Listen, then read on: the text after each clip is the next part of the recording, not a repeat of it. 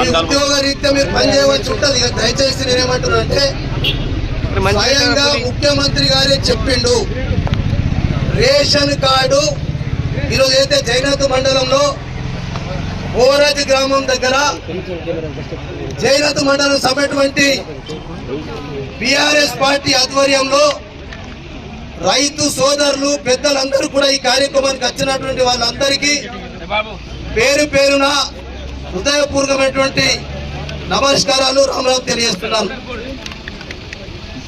ఈరోజు మేము ముఖ్యమంత్రి రేవంత్ రెడ్డి గారిని ఆయన చెప్పిన మాటలనే మేము డిమాండ్ చేస్తా ఉన్నాం. ఆయనే స్వయంగా ఈరోజు ఏదైతే రేషన్ కార్డు ప్రామాణికం కాదు, రేషన్ కార్డు కేవలం కుటుంబం యొక్క నిర్ధారణ కొరకే అని చెప్పి ఆయన స్పష్టంగా చెప్పిండు.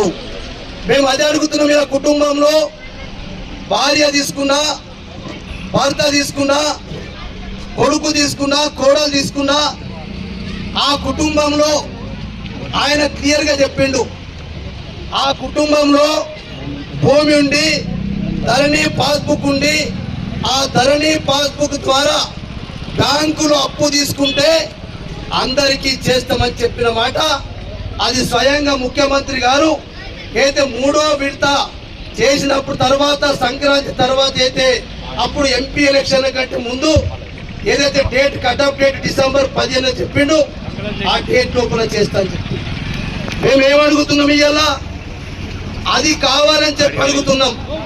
దయచేసి ఇక్కడ ఉన్నటువంటి పోలీస్ సోదరులు కూడా అర్థం చేసుకోవాలా. మేము రైతుల కొరకే మా కేసీఆర్ గారి నాయకత్వంలో, మా వర్కింగ్ ప్రెసిడెంట్ కేటీఆర్ గారి నాయకత్వంలో ఈరోజు రైతుల కొరకు మా మీద ఎన్ని కేసులు పెట్టినా, మా మీద మమ్మల్ని కేసులు పెట్టి భయపెడతామని చెప్పి భయభ్రాంతులకు ప్రభుత్వం ప్రెషర్ తోటి పోలీసులు కేసులు పెట్టినా మేము భయపడడానికి సిద్ధంగా లేమని చెప్పి నేను అనేక సార్లు చెప్పినా. దయచేసి అందుకొరకే ఈ రోజు రేవంత్ రెడ్డి గారిని ఒకటే డిమాండ్ చేస్తున్నాం. ఇలా రుణమాఫీ అందరికి చేసేంత వరకు బీఆర్ఎస్ పార్టీ పోరాటం ఈ రోజే కాదు, అందరి రైతులకు వచ్చేంత వరకు. అట్లనే నేను ఒక ఎగ్జాంపుల్ నీకు ఒక విషయం చెప్తున్నా. అందుకొరకే ఇలా నేను కొన్ని ఉదాహరణ చెప్తున్నాను. ఇంకా మా రైతులకు తెలవాలా, ఏదైతే మేము ఇప్పటిదాకా 3